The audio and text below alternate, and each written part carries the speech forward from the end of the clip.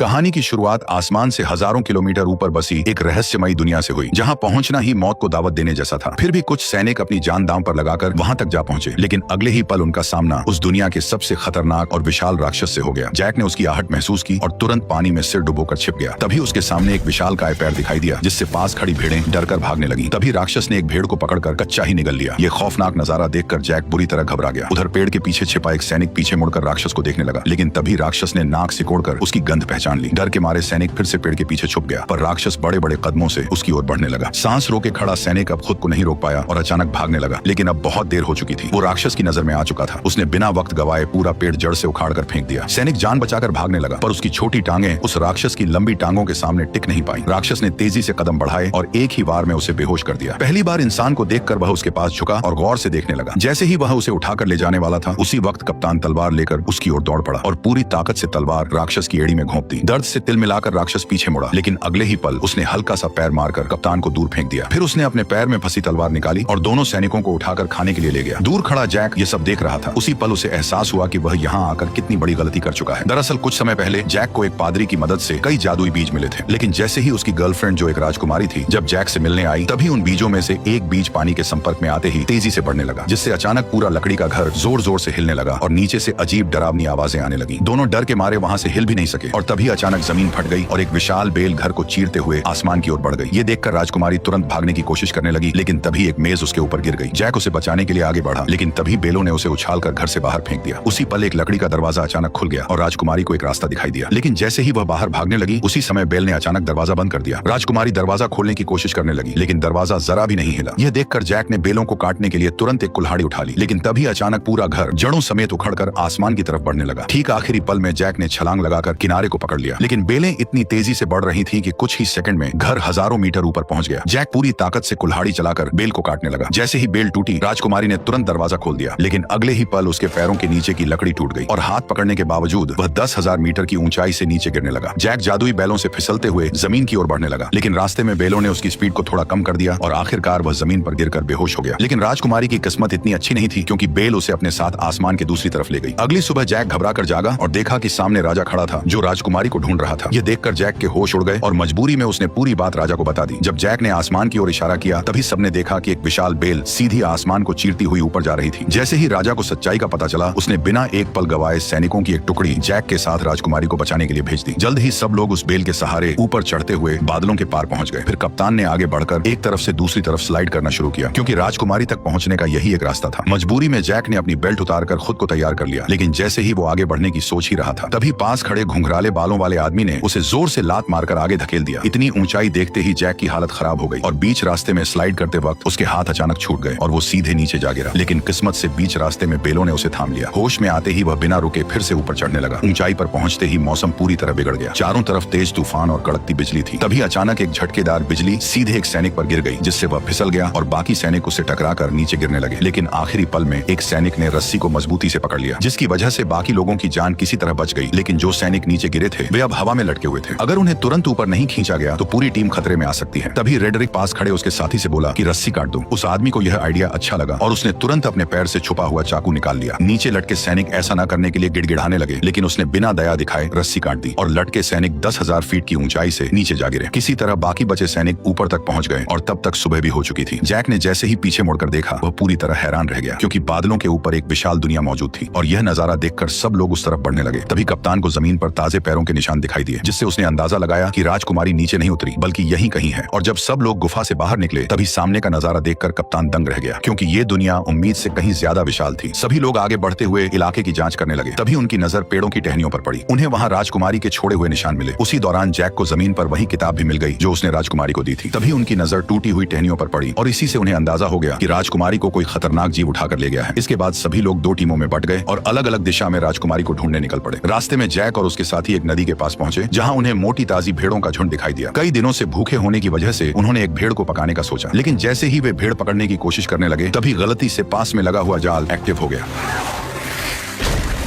Jack ने तुरंत अपना चाकू निकाला और पूरी ताकत से जाल काटने लगा। उधर कप्तान भी रस्सी काटने की कोशिश कर रहा था, लेकिन तभी उसकी नजर एक अजीब चीज पर पड़ी। पास के सारे कौवे अचानक घबरा कर उड़ गए और सारी भेड़ें भी एक साथ दूसरी दिशा में भागने लगी। कप्तान को कुछ शक हुआ, पर वो फिर भी रस्सी काटता रहा और जैसे तैसे वे दोनों जाल से निकल आए। लेकिन तभी जंगल से डरावनी आवाज गूंज उठी और उसी पल एक विशालकाय दानव उनके सामने आया और दोनों सैनिकों को पकड़कर अपने साथ ले गया। जैक चुपचाप दानव के पीछे पीछे चलने लगा ताकि सही मौका मिलते ही वो साथियों के साथ राजकुमारी को भी बचा सके। दूसरी तरफ रेडरिक दोनों सैनिकों के साथ एक चट्टान के किनारे पर पहुंच गया। गंजे आदमी को लगा कि इस तरह ढूंढते रहना बेकार है और वह कोई दूसरा रास्ता खोजने के लिए आगे बढ़ने लगा। लेकिन तभी रेडरिक ने अपनी चाल चल दी। अरे देखो, वो रही इज़ाबेल। जैसे ही गंजा आदमी वापस मुड़कर चट्टान के पास आया, तभी रेडरिक ने मौके का फायदा उठाकर उसे सीधे गहरी खाई में धक्का दे दिया।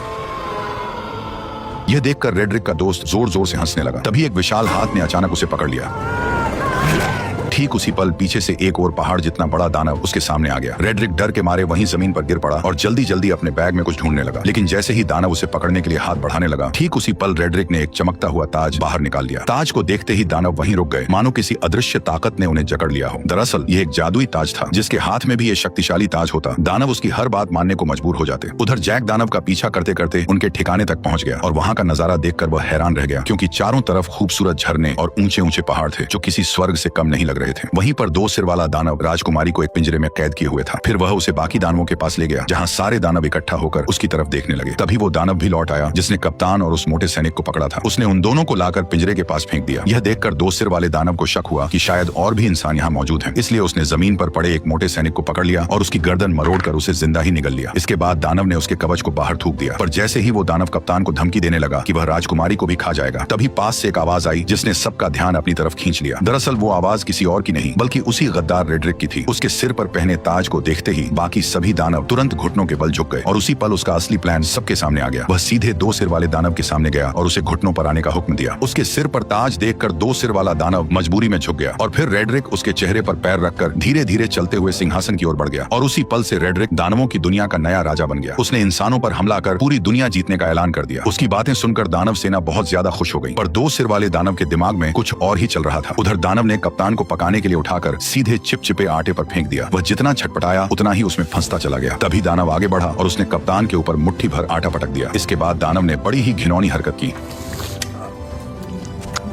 दानव ने कप्तान को मोड़कर एक तरफ रख दिया। तैयारी के बाद केवल सब्जियां डालना बाकी था। जैसे ही वह सब्जियां लेने गया, उसी समय जैक चुपके से वहां आ पहुंचा। जैक को देखकर राजकुमारी बेहद खुश हो गई, लेकिन उसने तुरंत उसे इशारे से चुप रहने को कहा। उधर दानव अब भी उलझा हुआ था और इसी बीच जैक धीरे धीरे राजकुमारी के पास पहुंच गया। उसने पिंजरे का लॉक खोलने की कोशिश की, लेकिन यह उसके बस की बात नहीं थी। तब राजकुमारी ने उसे पहले कप्तान को बचाने के लिए कहा, जिसे दानव ने सुअरों के साथ लाइन में रखा था। जैक तुरंत उसके पास पहुंचा और चाकू निकालकर उसे उस चिपचिपे आटे से अलग करने लगा। उसी समय दानव मसाला लेकर वापस आने लगा। ये देखकर जैक ने जल्दी से चाकू कप्तान को पकड़ा दिया और खुद छिप गया। खुशकिस्मती से दानव को कुछ भी शक नहीं हुआ। उसने कुछ नुकीली लकड़ियां उठाई और कप्तान की आंखों के सामने पास पड़ी सुअर में घुसा दी। जो सुअर अभी तक चिल्ला रही थी, वह तुरंत शांत हो गई। अब अगला नंबर कप्तान का था। दानव ने बिना दया दिखाए वार किया, लेकिन वह थोड़ा सा चूक गया, वरना कप्तान की आने वाली पीढ़ी का नामो निशान मिट जाता। ये देखकर कप्तान डर के मारे बेहोश हो गया। फिर दानव ने उन सभी को उठाकर पास जल रहे भट्ठे में रख दिया। अब उन्हें बचाने वाला एकमात्र जैक ही था। इस समय जैक लोहे की रिंग के ऊपर पहुंच चुका था और दानव को उसकी भनक तक नहीं थी। तभी दानव ने एक तेज धार वाला चाकू उठाया और सीधे राजकुमारी की ओर बढ़ गया। उसने बिना देर किए हाथ अंदर डालकर राजकुमारी को बाहर निकाल लिया और टेबल पर रखकर उसे काटने की तैयारी करने लगा। लेकिन तभी जैक ने चुपके से पास रखा एक भारी चाकू उठा लिया। बेखबर दानव राजकुमारी पर वार करने ही वाला था। तभी जैक ने छुरी सीधी उसकी रीढ़ में घोंप दी। दर्द से दानव जोर जोर से चिल्लाने लगा, लेकिन जैक छुरी को मजबूती से पकड़े रहा। तभी दानव बेकाबू होकर दीवार से जा टकराया और वहीं मारा गया। यह देखकर राजकुमारी और कप्तान दोनों हैरान रह गए। इसके बाद वे तीनों तुरंत उस जादुई बेल के पास पहुंच गए, लेकिन वहां पहले से ही एक दानव पहरा दे रहा था, जिसे रेडरिक ने भेजा था। तभी जैक के दिमाग में एक अजीब आइडिया आया। वो एक मधुमक्खियों का छत्ता लेकर कप्तान के साथ धीरे धीरे उस दानव के पास पहुंच गया। फिर कप्तान ने दानव का हेलमेट उठाया और जैक ने छत्ता उसके अंदर पटक दिया। दानव अभी भी बेफिक्र सो रहा था और उसे जरा भी अंदाजा नहीं था कि उसके साथ क्या होने वाला है। जैसे ही जैक ने छत्ता अंदर रखा, तभी कप्तान ने तुरंत हेलमेट बंद कर दिया और फिर दोनों तेजी से वहां से भागकर पास की चट्टान के पीछे छिप गए और इंतजार करने लगे। कुछ ही देर में दानव मधुमक्खियों के डंक से तड़प कर उठ खड़ा हुआ और दर्द से छटपटाते हुए अपने शरीर को झटकने लगा। लेकिन जितना ज्यादा वह तड़प रहा था, मधुमक्खियां उतनी ही ज्यादा उस पर हमला कर रही थी। घबराकर दानव वहां से भागने लगा, लेकिन फिसल कर पत्थरों से टकरा गया और फिर वह लुढ़कता हुआ चट्टान के किनारे तक पहुंच गया। ऐसा लग रहा था कि अब वह गिरने ही वाला है। तभी अचानक उसने अपना हेलमेट उतार दिया। यह देखकर तीनों एक पल के लिए चौंक गए, लेकिन तभी एक मधुमक्खी सीधे उसकी तरफ उड़ती हुई आई और अगले ही पल उसने दानव को जोर से डंक मार दिया, जिससे वह कंट्रोल खो बैठा और सीधे नीचे जा गिरा। यह देखकर तीनों लोग खुशी से झूम उठे। उन्हें यकीन नहीं हो रहा था कि उन्होंने इतनी आसानी से इतने बड़े दानव को हरा दिया। इसके बाद तीनों ने तुरंत वहां से निकलने का फैसला किया, लेकिन अचानक कप्तान रुक गया। उसने बताया कि उसे रेड्रिक से ताज छीनने के लिए यही रुकना पड़ेगा, इसलिए जैक उसे चाकू थमाकर राजकुमारी के साथ नीचे उतरने लगा। उसी समय दानव बैलों से टकराते हुए आखिरकार नीचे आ गिरा। तेज आवाज सुनकर राजा तुरंत अपने टेंट से बाहर आया और इस खतरनाक दानव को देखकर घबरा गया। अचानक गांव के लोग भी वहां इकट्ठा हो गए। तभी राजा ने ना चाहते हुए प्रजा की भलाई और दानवों को यहां आने से रोकने के लिए एक बड़ा फैसला लिया। उसने तुरंत जनरल को बेल काट डालने का आदेश दे दिया। सैनिकों ने विशाल लोहे की कीलें उस बड़ी बेल में ठोक दी, फिर उन पर मजबूत हुक लगा दिए और कुछ बैलों और घोड़ों की मदद से उसे खींचना शुरू कर दिया। धीरे धीरे वह विशाल बेल जड़ों समेत हिलने लगी, लेकिन इससे पास खड़े सैनिक अचानक खतरे में आ गए। तभी अचानक बीच वाली मोटी बेल भी टूटने लगी। ऊपर खड़े सैनिक नीचे गिरने लगे, जिससे चारों तरफ अफरा तफरी मच गई। उधर जैक और राजकुमारी बेल के सहारे नीचे उतर रहे थे, लेकिन जैसे ही उन्होंने नीचे नजर डाली तो वे डर के मारे घबरा गए, क्योंकि बेल बेकाबू हो चुकी थी और किसी भी पल गिर सकती थी। उसी समय जैक ने मौका देखकर राजकुमारी को कसकर पकड़ा और तेजी से एक लटकती डाल को थाम लिया। दोनों हवा में झूलते हुए तेजी से नीचे की ओर बढ़ने लगे। आखिरकार जब वे नीचे गिरे तो घास के ढेर ने उनकी रफ्तार कम कर दी और इस तरह दोनों सही सलामत जमीन पर पहुंच गए। ठीक उसी पल रेड्रिक ने सभी दानवों को इकट्ठा कर इंसानों पर हमला करने की तैयारी की। तभी दो सिर वाले दानव को इंसान का आभास हुआ, जिससे कप्तान छिप गया। तभी रेड्रिक ने आगे बढ़ते हुए बैल उगाने वाले जादुई बीज निकाले, लेकिन तभी अचानक कप्तान उस पर टूट पड़ा, जिससे जादुई बीज चट्टान पर ही छूट गए और रेड्रिक सीधे नीचे गड्ढे में जा गिरा। रेड्रिक डर के मारे दानवों को पुकारने लगा, जबकि कप्तान उसके सामने लड़ने के लिए तैयार खड़ा हो गया। तभी दो सिर वाले दानव ने बाकी दानवों को उसे बाहर निकालने का आदेश दिया। दानव चट्टानों को तोड़ने लगे और नीचे कप्तान और रेड्रिक के बीच लड़ाई शुरू हो गई। रेड्रिक ने अपनी लंबी तलवार के सहारे कप्तान को गिरा दिया और उसका हथियार दूर जा गिरा। इसके बाद उसने मौका पाकर लगातार हमले शुरू कर दिए, लेकिन कप्तान ने किसी तरह उसका वार रोक लिया और दोनों के बीच ताकत की लड़ाई शुरू हो गई। जल्द ही कप्तान कमजोर पड़ने लगा और रेड्रिक ने उसे पानी में डुबो दिया। तभी अचानक उसकी नजर उस चाकू पर पड़ी जो उसकी तरफ बहकर आ रहा था। कप्तान ने सही मौके पर उसे दांतों से पकड़ लिया और तुरंत रेड्रिक के चेहरे पर वार कर दिया। अचानक हुए हमले से रेड्रिक का गुस्सा फूट पड़ा। उसने अपने हथियार के दम पर कप्तान को पीछे धकेल दिया। कप्तान मजबूर होकर पीछे हटता गया और आखिरकार किनारे तक पहुंच गया। तभी रेड्रिक ने उसे एक जोरदार लात मारकर नीचे गिरा दिया, लेकिन कप्तान ने किसी तरह चट्टानों को पकड़ लिया। रेड्रिक तलवार को उसके हाथों में चुभोने लगा ताकि वह खुद नीचे गिर जाए, लेकिन उसने कप्तान की ताकत को कम आंका था। जैसे ही वह फिर से हमला करने लगा, कप्तान ने उसी के हथियार को पकड़कर उसी की टांग में घोंप दिया। दर्द से रेड्रिक जोर जोर से चिल्लाने लगा और इसी मौके का फायदा उठाकर कप्तान ने तलवार रेड्रिक के पेट में घोंप दी। अचानक हुए हमले की वजह से रेड्रिक ने वहीं दम तोड़ दिया। उसके मरते ही ताज की जादुई ताकत भी खत्म हो गई। कप्तान किसी तरह ऊपर चढ़ाया और ताज वापस लेने के लिए आगे बढ़ा, लेकिन तभी ऊपर की गुफा टूट गई और दो सिर वाला दानव उससे पहले ही ताज उठा ले गया। उसने ताज अपनी उंगली में पहन लिया और खुद को नया राजा घोषित कर दिया। ताज पहनते ही उसकी ताकत फिर से लौट आई। यह देखकर बाकी दानवों ने भी अपने घुटने टेक दिए। तभी कप्तान ने देखा कि धरती पर लौटती हुई वह एकमात्र बेल अब कभी भी टूटकर नीचे गिर सकती है, इसलिए उसने बिना देर किए सीधे बेल पर छलांग लगा दी। बेल तेजी से किले की ओर बढ़ने लगी। कप्तान ने सही समय का फायदा उठाया और छलांग लगाकर सीधे पानी में कूद गया। दो सिर वाले दानव ने जब देखा कि इंसानों की दुनिया तक जाने का रास्ता टूट चुका है तो वह गुस्से से गरज उठा। तभी अचानक छोटे सिर ने जमीन पर पड़े उस थैले की ओर इशारा किया जिसमें जादुई बीज भरे हुए थे। दो सिर वाले दानव ने उसे उठाया और अपने हाथ में खोल लिया। उसमें कुल 4 जादुई बीज थे। यह देखकर वह खुशी से झूम उठा। उसने तुरंत एक फूंक मारकर उन बीजों को पानी में फेंक दिया। जैसे ही बीज पानी से टकराए वे तुरंत उगने लगे और अगले ही पल जमीन को चीरती हुई 4 विशाल बेलें बाहर निकल आई। इसके बाद दो सिर वाले दानव ने जोर से आदेश दिया और सभी दानव उस बेल पर चढ़कर इंसानों की दुनिया की ओर बढ़ने लगे। आखिरी पल में दो सिर वाला दानव भी छलांग लगाकर नीचे कूद पड़ा। वो बेलों के जरिए फिसलते हुए जमीन की ओर बढ़ने लगा। उसी समय जैक घोड़े को पानी पिला रहा था। तभी अचानक उसकी नजर आसमान की ओर गई। उसने देखा कि सभी दानव तेजी से नीचे की ओर बढ़ रहे हैं। बिना एक पल गवाए वह घोड़े पर सवार होकर राजा को चेतावनी देने निकल पड़ा। उधर राजा की सेना आराम से किले की ओर बढ़ रही थी। तभी जैक की नजर सेना पर पड़ गई। वो जोर जोर से चिल्लाने लगा कि दानव आ रहे हैं, लेकिन राजा को अब भी कुछ समझ नहीं आया। तभी पीछे के जंगल से अचानक कई दानव निकल आए और जहां जहां वे जा रहे थे वहां सब कुछ तहस नहस कर रहे थे। कोई भी उन्हें रोक नहीं पा रहा था। जल्द ही दानव सेना पास आ गई और उन्होंने एक सैनिक को पकड़कर जिंदा निगल लिया। घोड़े पर सवार लोग भी उनकी रफ्तार से नहीं बच पाए। इस वक्त इंसान उनके सामने बिल्कुल बेबस थे। तभी एक गोल चेहरे वाले दानव ने पास की पवन चक्की का पंखा तोड़कर राजकुमारी की तरफ फेंक दिया, जो जमीन पर गिरते ही सब कुछ चकनाचूर कर गया और राजा का ताज भी गिर पड़ा। उधर किले पर तैनात सैनिकों ने राजा की सेना को आते देखा और उन्होंने तुरंत अंदर युद्ध की तैयारी की खबर भेज दी। कप्तान ने तुरंत सभी सैनिकों की मदद से खाई में तेल डलवा दिया ताकि दुश्मनों को रोका जा सके। जैसे ही राजा की सेना किले के पास पहुंची, उसने तीर चलाने का आदेश दे दिया और देखते ही देखते सैकड़ों जलते हुए तीर दुश्मनों की ओर छोड़ दिए गए। जैसे ही ये तीर तेल से टकराए, चारों तरफ आग भड़क उठी और इसी बीच राजा की सेना सुरक्षित किले के अंदर पहुंच गई। राजकुमारी को सही सलामत देखकर कप्तान ने तुरंत किले के दरवाजे बंद करने का आदेश दिया, लेकिन उसी समय जैक अभी भी बाहर था और दानव उसके पीछे पड़े हुए थे। जैसे ही किले का दरवाजा बंद होने लगा, तभी जैक घबरा गया, लेकिन आखिरी पल में वह अपने घोड़े के साथ छलांग लगाकर अंदर घुस आया। हालांकि उसके पीछे पीछे दो सिर वाला दानव भी दरवाजे पर चढ़ आया, लेकिन तभी कप्तान ने उस पर हमला बोल दिया और वह सीधे आग की जलती लपटों में जा गिरा।